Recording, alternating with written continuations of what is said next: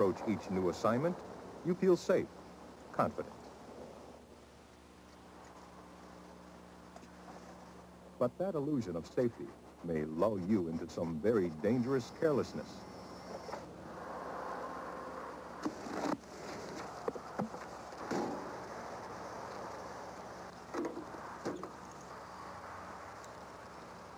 On the one hand, you don't expect any problems. You trust your own abilities, and you trust your equipment to perform as expected. But on the other hand, foreign voltage lurks everywhere. If you go without your 188A test set, you're going unprotected.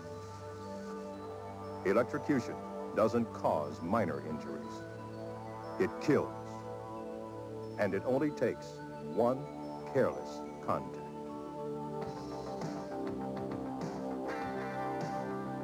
As simple as it looks, the 188A is a very effective preventative tool. The 188A was designed to measure the difference between the voltage in your body and that of the object you are testing. When used properly, danger is indicated by a flashing red light. A safe object is indicated by a steady green light.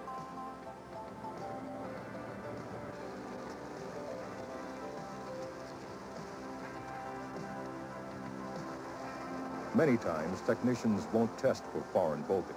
They'll assume that their experience will help them recognize a hazard intuitively. But human beings weren't designed to test for foreign voltage. The 188A test set was.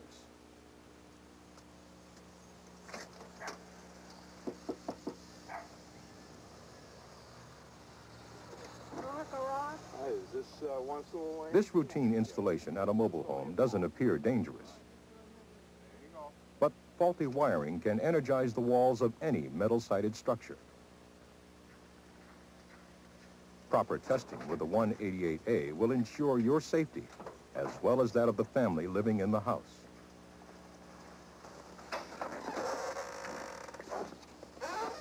As you approach the work area, look around. Check for obvious hazards in the area. After you've performed the self-test to be sure your 188A test set is in proper working order, check the walls for foreign voltage. Use the probe tip to make solid contact directly with the metal in an unnoticeable place.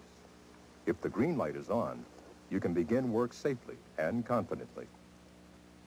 Remember, all metal-sided buildings require testing, not just mobile homes. And if the set begins to vibrate, move away from the area. Do not touch the building. Test set vibration indicates the presence of high voltage.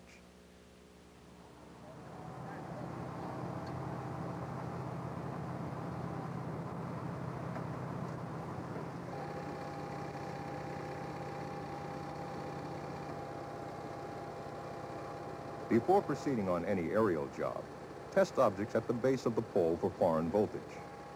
Vertical metal conduits, telephone suspension strands, and guide wires are among the items that can be dangerously charged. As you approach a work area that's in close proximity to power lines, you may encounter other factors that you can't see. In situations like this, a blinking red light may be an indication that induced voltage caused by an electrostatic field is present. Get a red light up here, John. Although this type of induced voltage isn't dangerous, it makes the 188A's readings for other voltage inaccurate unless the induced voltage is bled off first. This process requires that you ground the test set using a W1BU cord.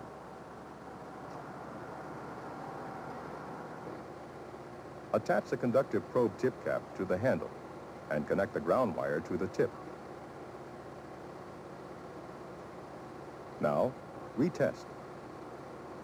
If the set is giving you a green light, foreign voltage is not present. You can proceed with your job safely. I did the trick, John. Remember, in time, conductive probe caps may lose their conductivity. To make sure they're still working properly, test them by introducing the conductive probe cap into the self-test circuit. When you test for induced voltage, your hand must be in contact with both the conductive cap and the handle. If your hand is covered with excessive amounts of dirt or grease, it might cause a faulty reading. Finally, if you've gone through all the appropriate testing procedures and a red light is still indicated, contact your local management center. The power company will need to be notified.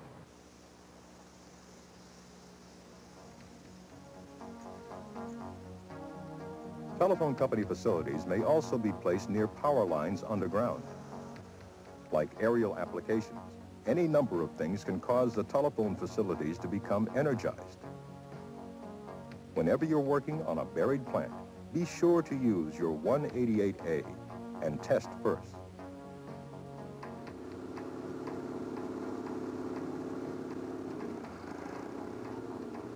Power surges, down poles, and transformer malfunctions are just a few of the ways that an object like a streetlight fixture can suddenly become energized. So once you've tested the work area and you know everything's safe, ground the fixture with a B temporary bond. You must wear protective rubber gloves when placing the bond.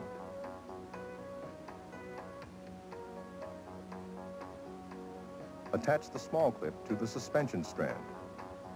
Then attach the large clip to the object being grounded. When the bond is in place, there's a direct connection to ground in case a fault develops.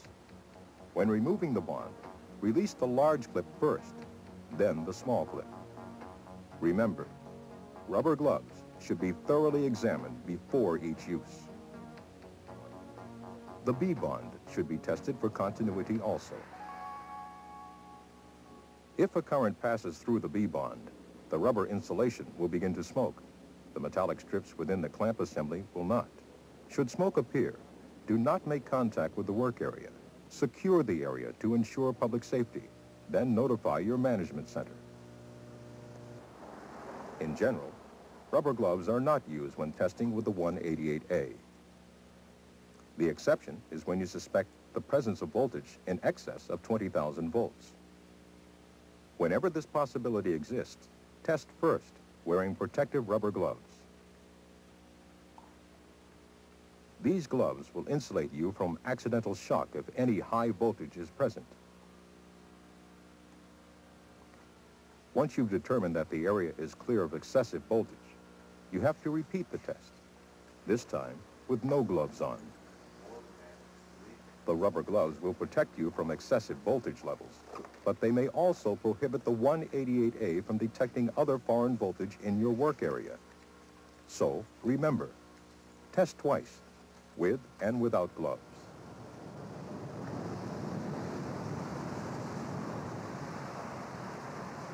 DC power runs subway trains, trolley cars, and heavy machinery. DC power is likely to be found in older mill-type buildings or manufacturing facilities.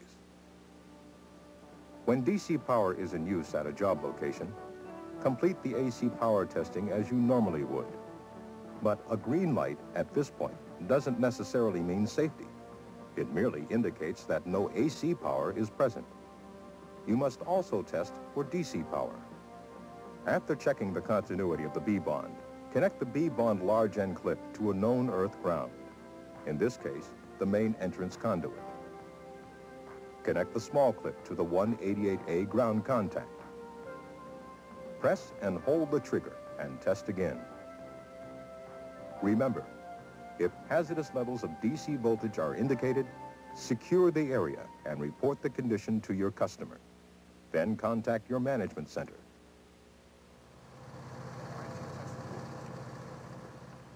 Over the course of an average work week, it's not unusual for technicians to go to places where some kind of foreign voltage is present.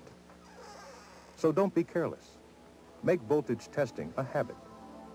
Become completely familiar with the 188A test set and its various applications, and look out for the kinds of situations you've seen in this tape.